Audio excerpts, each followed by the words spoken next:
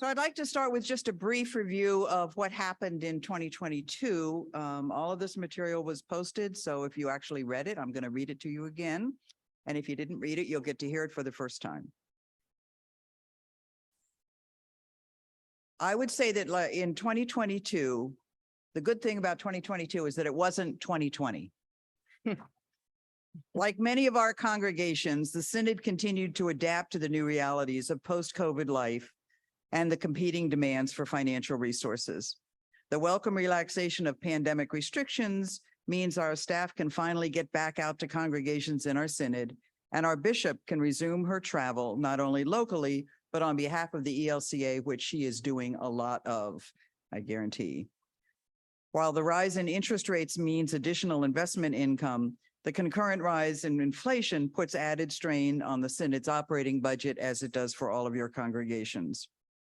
The proposed 2024 spending plan tries to balance all of these competing factors. Oh, I'm reading the wrong thing. Let's start again. All of that is still true. You know why I read that? I had that on top because I want to start really by thanking the Finance Committee. We have a very good, a small but mighty band of folks that help with the Finance Committee. And they include Suzanne Bloom, Sue Clark, Mike Gutzler, and Jean Kern. And they have just been great all year long. But really, wait. A special round of thanks goes to Wendell Anderson. Wendell Anderson has been my right hand since I became treasurer 5-6 years ago, whenever it was. His knowledge of the history of the Synod and the finances and how things came to be have just been remarkable. And the thing that I really appreciate about Wendell is that he not only reads my reports, he looks at the numbers and he questions them and he finds mistakes. And believe me, when you're sort of fooling around with these things on your own, having that extra pair of eyes is invaluable. So Wendell isn't here today, but a big round of applause for Wendell and my buds.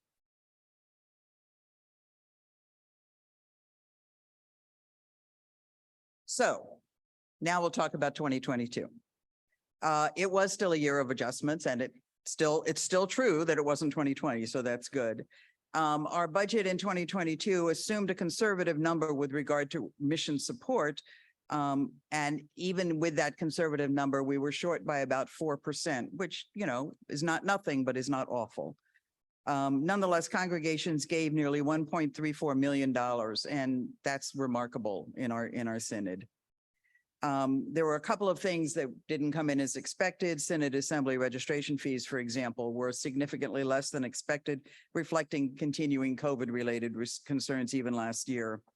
And while the Synod does follow a very conservative investment strategy, turmoil in the markets resulted in an unrealized loss of about $165,000.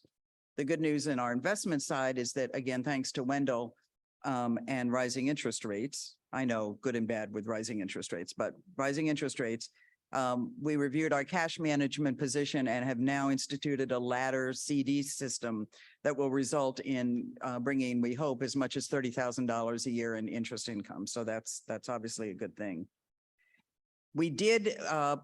We did provide all the support to various ministries in 2022 that was budgeted, and that included developing congregations, ecumenical affairs, youth and campus ministry, our overnight camps, the United Seminary, and scholarships to seminarians.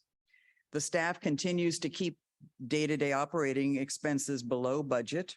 The one exception for that was the Synod Assembly last year, but I think the Synod Assembly is such an important thing that if we lose money on the Synod Assembly, it's okay. We have funds that we can make it up, and it's really important that we continue to have these things, that we have the kind of AV that is necessary and so forth.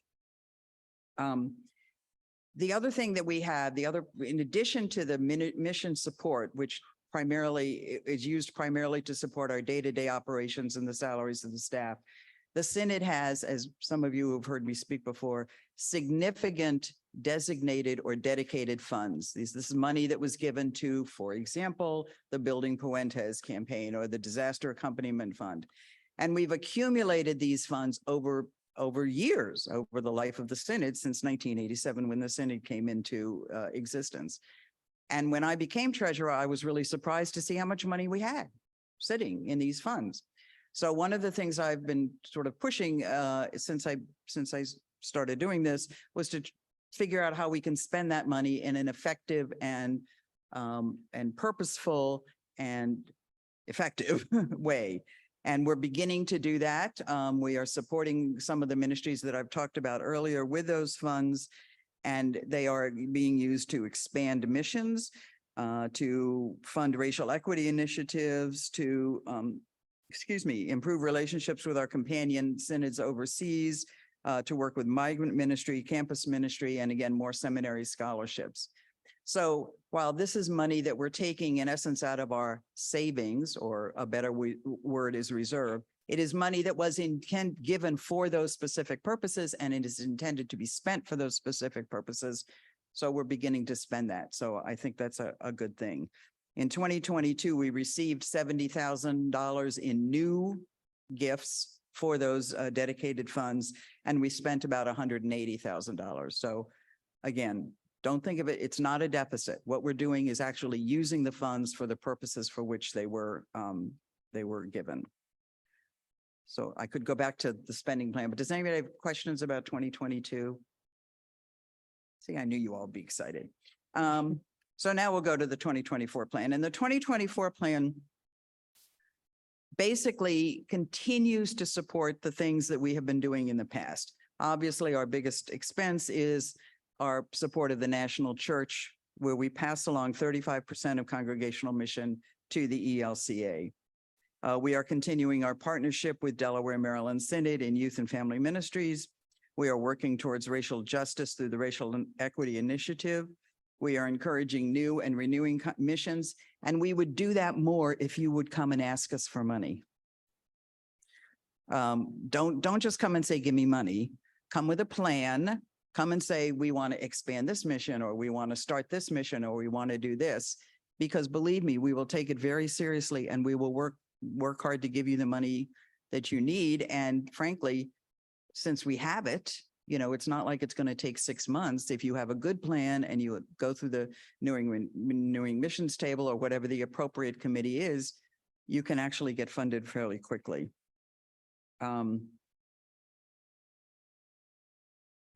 What we're doing in the 2024 plan is we are planning on spending about another $175,000 of these dedicated funds.